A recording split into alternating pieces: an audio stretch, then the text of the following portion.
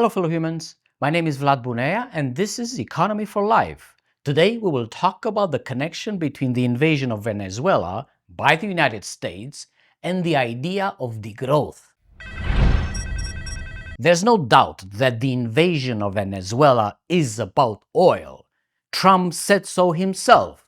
Using the charge of narco-terrorism against Maduro is a pretext for holding a higher moral ground that the United States continues to think it has in the world. To maintain this higher moral ground, the US engages in regime changes wherever it pleases, sustained by over 750 military bases across all time zones. If the invasion of Venezuela is about oil, then what does the US government want to do with it? The moral high ground declared by Trump is that the enormous oil reserves of Venezuela should benefit Venezuelans and Americans.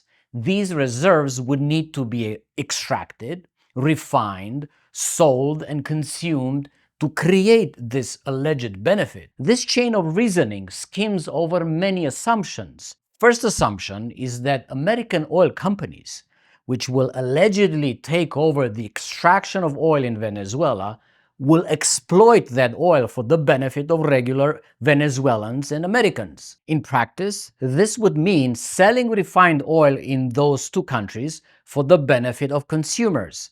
But we know fossil fuel companies do not sell fuels to aid a specific population, they sell it to make money.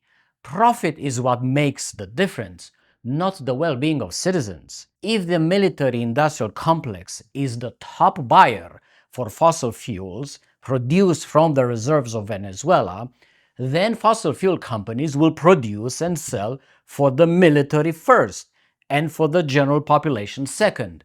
These companies do not even care about taking sides in wars. If they find buyers on both sides of a war, they will make profits from both sides, excluding Russia from the equation that can sustain its military from its own fossil fuels. Let us remember that the Ford Motor Company had no problem making cars for the Nazis in the 1930s and 1940s. The interest of fossil fuel companies overlaps with the interests of the state when it is about self-preservation. The principle of self-preservation is what sustains governments, states, and capitalist corporations. To the extent that these entities want to continue their own existence, they will find ways to collaborate and cooperate to pursue the goal of self-preservation. The second assumption is that exploiting the oil from Venezuela will actually help with the self-preservation principle. There's no guarantee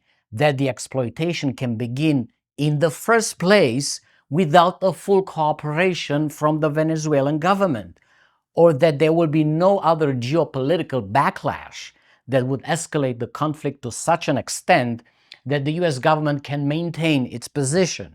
Self-preservation is a very tricky business.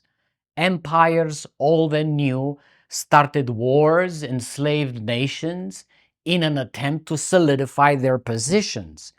But with every such attempt, they increased their complexity, which precipitated their inevitable collapse. The collapse of the American empire has been declared and predicted for quite some time.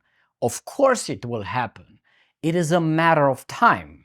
Having these two assumptions in mind, we can see how the American empire is addicted to growth, much like any other empire.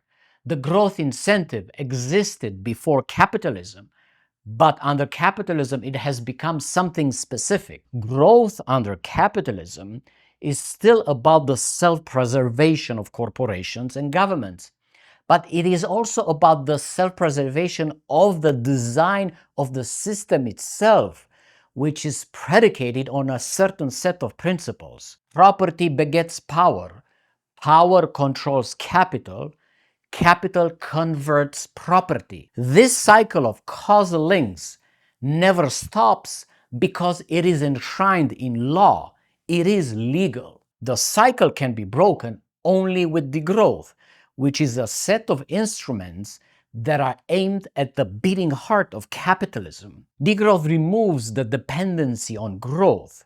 Degrowth removes the cancer that links property to power, power to capital, and capital to property. In the end, the invasion of Venezuela is about the self-preservation of the American empire, but not about the self-preservation of the American people. Trump has no problem with poverty, hunger, racism, inequality inside America. Anarchists would say that the idea of state and government is a corrupt idea because it creates abstract institutions that are detached from the interests of regular people. That is, of course, true. All institutions, regardless of their size, have their own internal objectives that seek to justify and maintain their own existence. States are no different, but states are also legal persons.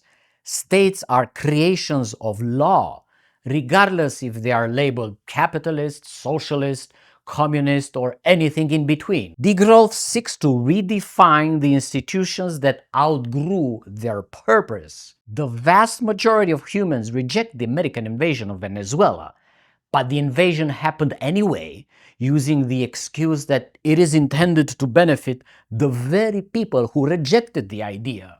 Clearly, the problem is the government that has gone rogue, including Maduro himself. From a moral perspective, when evil is removed from power, it is a good thing.